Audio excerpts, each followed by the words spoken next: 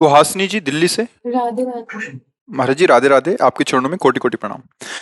भगवान, मुझे भगवान में पूरा भरोसा है। मुझे कभी कभी परिस्थितियों से, लोगों से डर लगता है।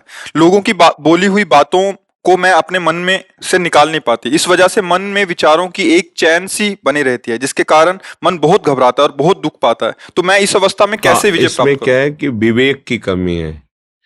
जो ये मन हमें बांधता है ना, ये कल्पनात्मक भी बांध सकता है, बिना किसी व्यक्ति वस्तु स्थान के भी। ये बिना किसी के भी ये भय की रचना कर सकता है अंदर ही अंदर। ये बिना किसी बात के भी बात रचना कर सकता। अगर ऐसा हो गया तो फिर तो जीना मुश्किल हो जाएगा। फिर क्या वो, मतलब आपको ऐसे विषाद में पैदा कर देगा जहां कोई अवसर नहीं विषाद का, वहां भी विषाद करा देगा, क्योंकि विवेक नहीं है। अगर विवेक है तो फट से काट देगा। जहां वो चैन बनाना चाहेगा ना, फट से काट देगा। अगर ऐसा होगा तो भगवान है ना, वो रक्षा करेंगे।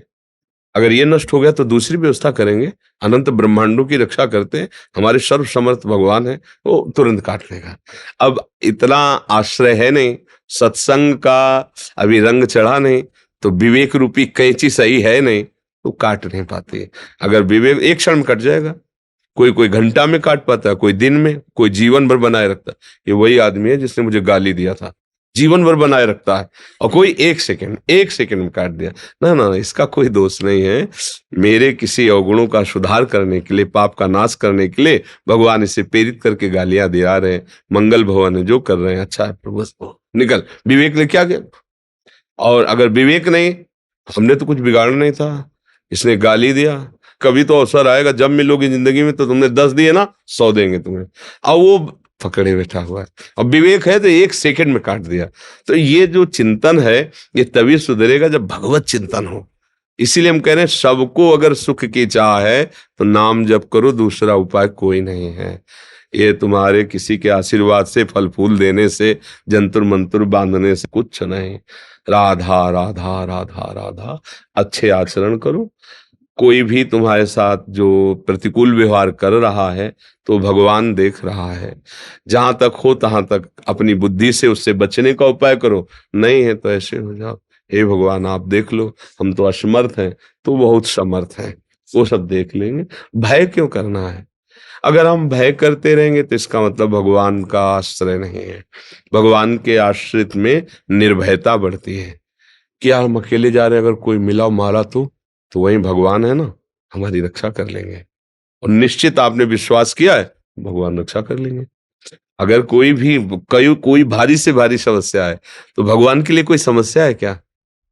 तो बस अगर भगवान का आपने आश्रय नहीं लिया तो सब समस्या ही समस्या है। जिसको हम पति कहते हैं, प्राण प्रिय कहते हैं, वैसी परिस्थितियों में उसकी बुद्धि हो जाती है कि अपने परिवार को जहर दे देता है। ऐसी परिस्थिति प्रकट हो जाती है कि जो प्रिय से प्रियजन है वो संबंध विच्छेद कर लेते हैं। जिनके सहारे हमने जीवन काटने की कोशिश की, वही हमें छोड़ देते हैं। ये क्या है? फिर भय ही तो है ना। अगर भगवान का आश्रय, सब में भगवान का भाव करो, तो अगर ऐसी स्थिति भी आएगी तो आपने भगवान को पकड़ा है। जैसे मीरा जी के पति राणा जी का शरीर पूरा हुआ, उनसे कहा आप अपना सुहाग उजाड़ो। नहीं, हमने इनके लिए सुहाग भरा ही नहीं था, ये तो श्री कृष्ण के लिए था। हमारे गिरधर अविनाशी, इसलिए मेरा सुहाग अविनाश।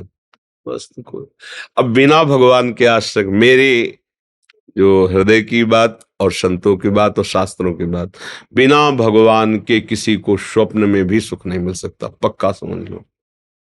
अब चाहे आप उसे स्वीकार करें या ना स्वीकार करें, इसमें आप स्वतंत्र हो।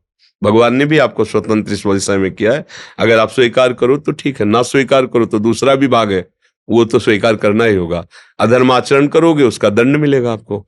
यहाँ से लोक परलोक सब मिले, वो तो स्वीकार करने की जरूरत नहीं, तो मिलेगा ही। अगर इधर स्वीकार कर लिया तो वो नष्ट हो जाएगा और तुम्हें आनंद की प्राप्ति होगी।